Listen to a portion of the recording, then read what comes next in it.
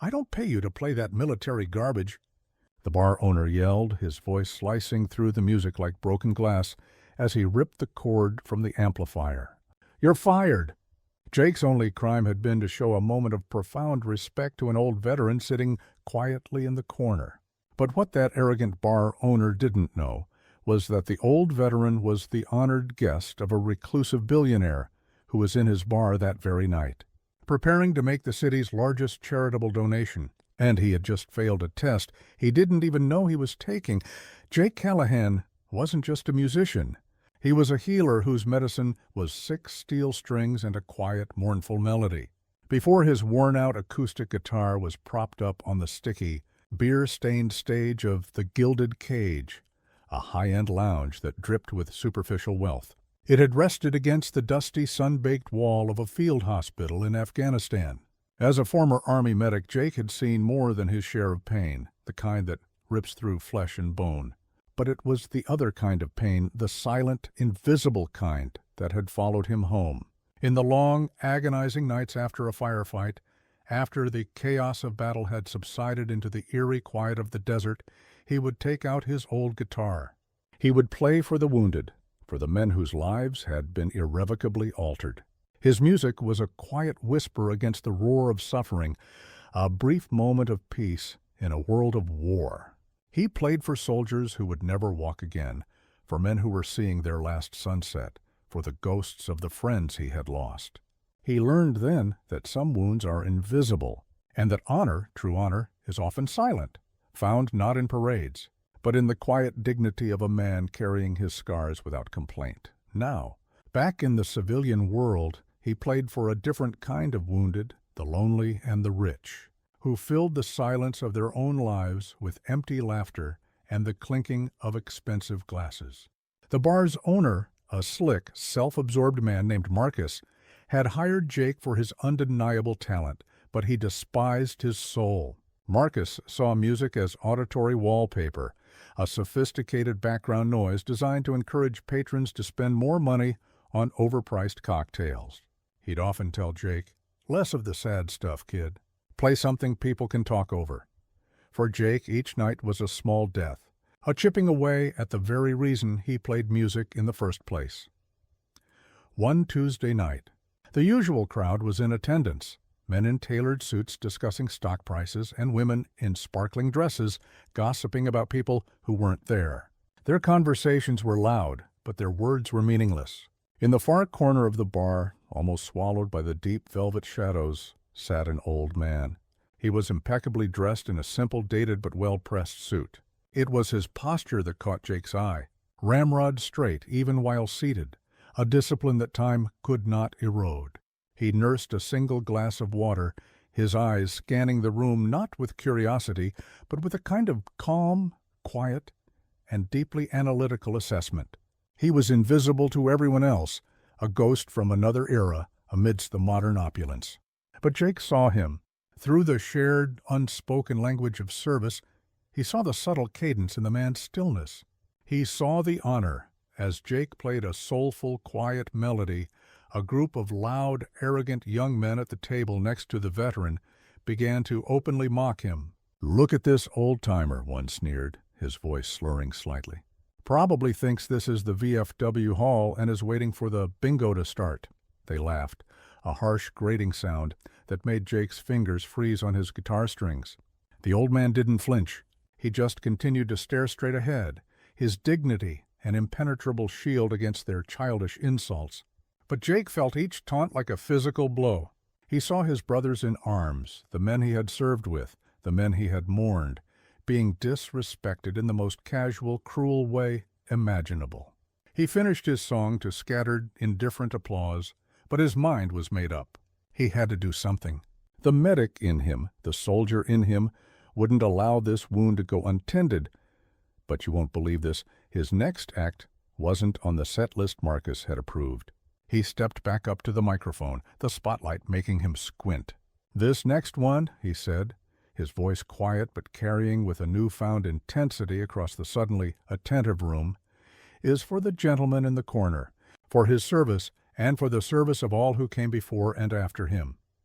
He didn't play a rock anthem or a soulful ballad. Instead, he let his fingers find the familiar, melancholic, and sacred notes of taps. The melody, haunting and beautiful, floated through the bar like a prayer. A sacred silence fell over the room. The loud laughter died. The clinking glasses stopped.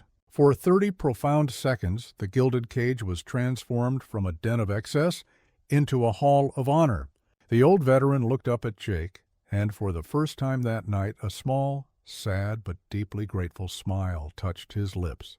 He slowly, deliberately raised his glass of water in a silent, reverent toast. The moment of profound connection was shattered by Marcus, who stormed towards the stage, his face purple with rage. He ripped the cord from Jake's amplifier, and the last note died with a painful electronic screech. "I don't pay you to play that military garbage," he yelled, his voice echoing in the stunned silence. "You're driving away my high-rolling customers with your funeral music. You're fired. Get your stuff and get out." Jake didn't argue. He simply nodded, his face calm.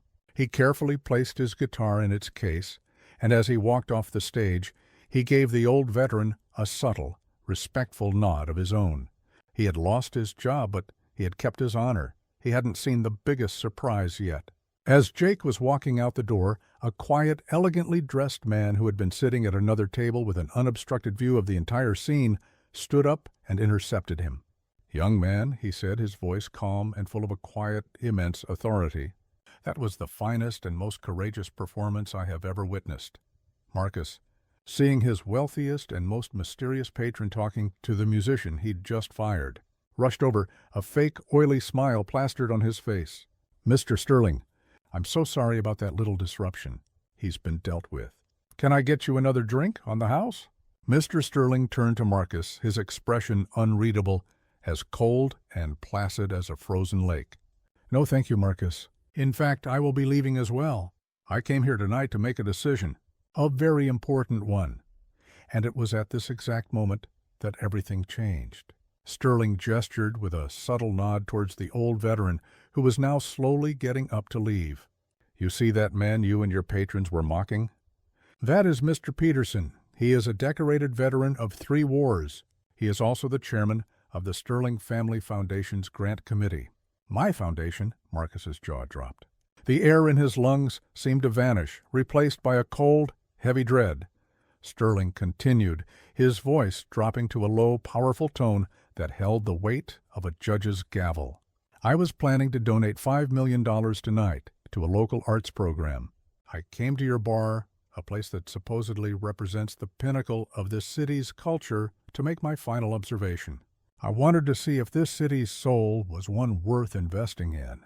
I was about to leave, disgusted by the shallow, cruel spectacle I was witnessing.